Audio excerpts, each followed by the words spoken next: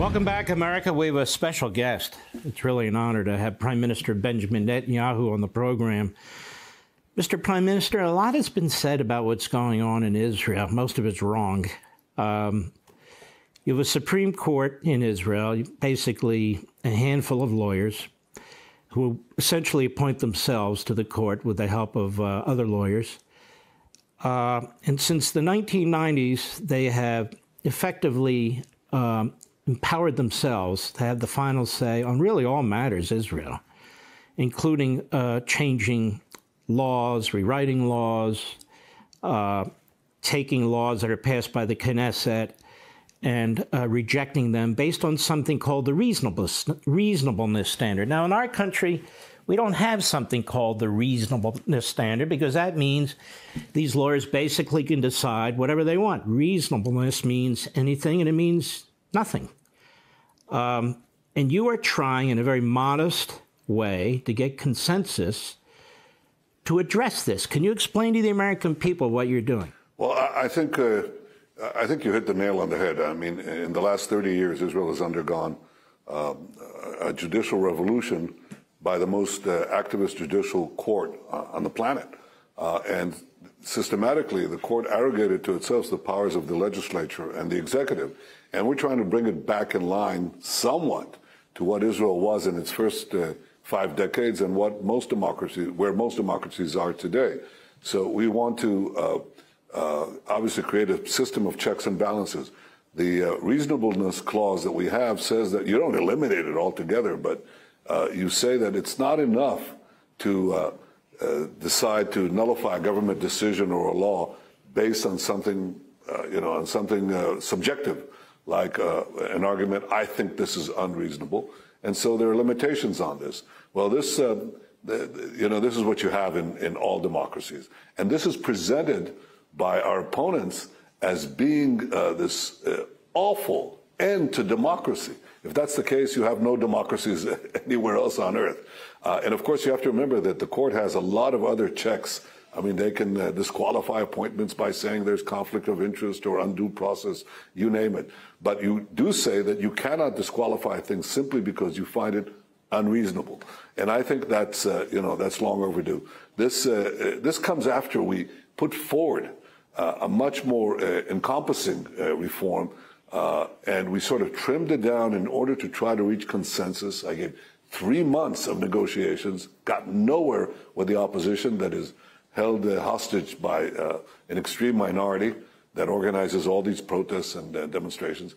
And so I decided to pass the reasonableness clause. But right now, having done that, I'm still trying to get a consensus for the amendment because I think it's better for a democracy that judicial changes are done with as broad a consensus as you can. That's basically where we are objectively. It's not what you read. It's not what you hear. It's not what the news media are covering. They're just wrong. Now, Mr. Prime Minister, your opposition parties have really organized most of these protests, and they haven't been secret about it, although the media seems to ignore it. We're talking about opposition to you, to your majority, your coalition. They have not accepted the results of the election. And as I see it, they're trying to overthrow your government. They're trying to get your government to back off. By the way, that's how Ehud Barak sees it, a former prime minister who's helped organize this effort, and many, many others. You have all kinds of dark money seeping into your country, even from outside your country. You have all kinds of mouthpiece surrogates in the media like Thomas Friedman and others who are trying to undermine your government and have never supported your government. Isn't this really a way to try and destroy the coalition that you've put together with the overwhelming support of the Israeli people? Well, the organizers of the demonstrations say so openly. In fact, they began their efforts well before we established the government or put forward the judicial reform. They just say, listen, we have to bring down, this is a center-right government, and they want a left government. They don't want us in power. They want to be in power, except they can't get it through elections. So they're trying to do it through these massive disruptions, blocking roads, setting up fires, blocking the airport, things of that sort. Which and the other thing they're trying to do is basically, I would say, assemble a cast of former generals who tell you that, or basically telling the government, if you don't do what we say, if you go ahead with legislation, then we're going to incite for mass disobedience in the army. I'll tell you, the day that Israel's elected government succumbs to threats by former generals, that's the end of democracy, and we're not going to let that happen. That's where we are today, and we're not letting it happen. In America, we have a word for that. It's called treason. Welcome back, America. Prime Minister Benjamin Netanyahu.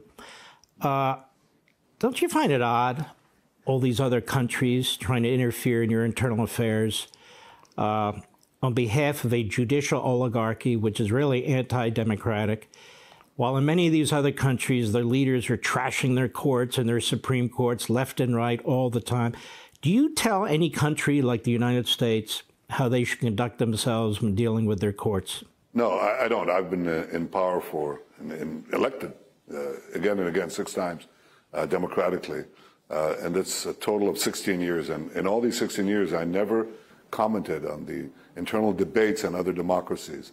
I've just chosen not to do that. Now, other leaders, elected leaders, can decide to do that in Israel. Everybody has an opinion on Israel. They don't have an opinion on the riots in France or the protests that are there or the debates that happen inside other countries. You have a major debate between the Supreme Court and the executive right now in America. I really don't care to comment about it, but if people choose to comment about ours, it's okay. We'll make our own decisions. You know, in democracies, sovereign states, sovereign democracies, the elected representatives of the people make the decisions, and that's how it's going to be in Israel. And by the way, my criticism to my opponents is not that they're engaged in treason. I don't think that's the issue.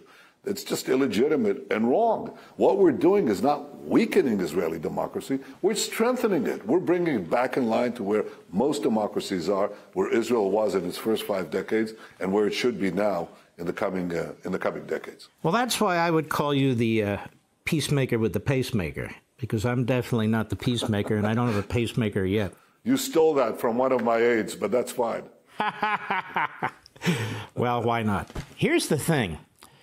Is it not odd to you that you are the one in your party and your coalition are promoting democracy for the voters, for the people of Israel? And that's called dictatorship. And the other side is fighting like hell to defend a judicial oligarchy, because the oligarchy, let's be honest, that oligarchy goes one way. It's hard left. They appoint each other. It's incestuous and so forth, because it helps the minority parties in your state. It helps the opposition parties, I should say, in your country. No? Well, you know, I think that there are political motives, obviously, very strong political motives here, but I think there are also misconceptions, just wrong concepts. What is democracy? Democracy balances the will of the majority with the rights of individual rights, or the rights of the minority, as some people say. Now, how do you achieve that balance? Well, the founding fathers of the United States came up with the only formula that works. And that formula means that there is a balance of power between the executive, the legislative, and the judiciary. That's what guarantees the proper balance between the will of the majority and the rights of the minority. That balance has been thrown off the rails in Israel by the most, as I said, the most activist judicial court anywhere on earth. And so we're trying to restore it. That is said to be an affront to democracy. In other words, the idea is it doesn't make any difference whom you elect. You elected a government, you voted for this or that policy. You don't decide. You know, these 15 people, by the way, they're respectable people. They're good jurists. I don't have anything bad to say about them as individuals. But they have not been elected, and they're often self-selecting. They will decide instead of the people. Now, obviously, we cannot have the other side, that the elected legislature or government can do anything they want without judicial review. There is a balance there. We're trying to restore the balance. That is said to be the end of democracy, and this is just silly. Well, you got your hands full, and despite that, you're really doing a fantastic job from my perspective. And I want to thank you again, Mr. Prime Minister. Best to you and your family. Thank you. Thank you, Mark.